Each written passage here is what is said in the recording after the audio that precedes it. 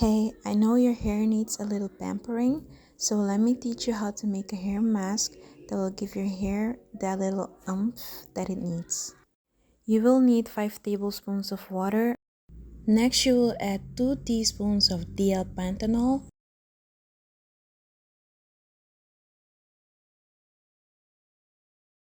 2 teaspoons of citric acid. Give it a good stir to make sure your citric acid and your DL Panthenol are dissolved all the way through. Next, I'm going to use clays. I used 7 tablespoons of green clay or Aztec clay and 4 tablespoons of white clay or Kaolin clay. Both these clays are great for hair and skin. The minute you add the green clay, your mixture will start fizzing up. That's because the green clay reacts with the citric acid, just like it would with vinegar.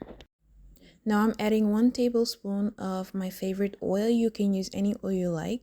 And then lastly, I added 4 spoonfuls. I like to think they were spoonfuls of mayonnaise. If you're allergic to eggs, I would suggest you skip the mayo, and you could either add more clays to make the paste thicker, or if you have chickpea flour, you could use the chickpea flour instead. Now whisk it, mix it until it's smooth. If you have a stick blender or an immersion blender, you could use that if you want to, but for me it was easier just mixing it by hand. It was pretty easy to do.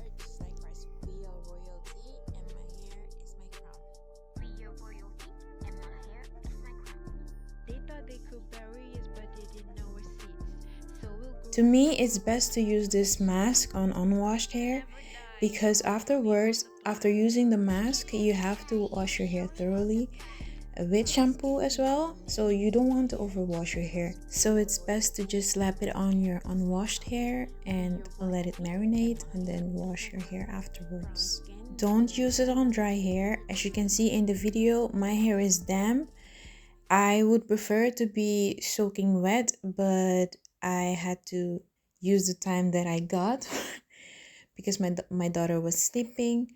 So I use a spray bottle to spray my hair and then use the mask on my hair.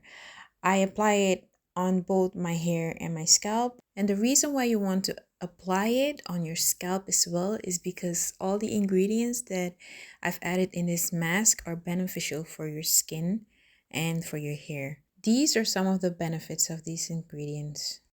So we added DL Panthenol to our hair mask. DL Panthenol is also called provitamin B5, and it helps to seal off the hair cuticles. And what this does, it prevents hair breakage and splitting of your ends. It also improves the elasticity of the hair, so it prevents breakage. Your hair needs that elasticity. If your hair is limp, your hair is not healthy. So your hair needs that shrinkage, that elasticity. DL Panthenol is also great for your skin, so apply this mask on your scalp. Citric acid helps to balance the pH level of your skin and hair. It also aids in the way your hair feels, so it will help to make your hair feel soft. However, you want to use this ingredient moderately in your hair care. Clays make the hair feel softer and more alive. They are popular for drawing out toxins, chemicals, and buildup from the skin and hair. So using clays is a great way to detoxify your hair after the use of things like gels, etc. I've learned that mayonnaise is great for hair loss, hair thinning, dry, brittle, and damaged hair because of zinc that it contains.